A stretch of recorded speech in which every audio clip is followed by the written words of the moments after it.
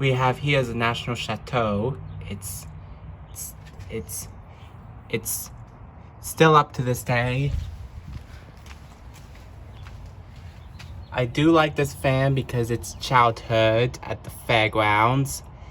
The only problem that I have about this fan is that it wobbles really bad. And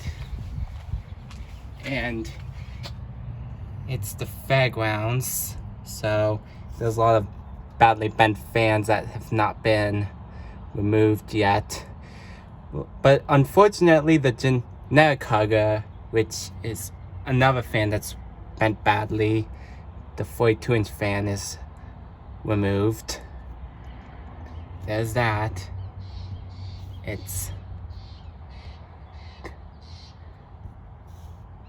nice to see this fan still up.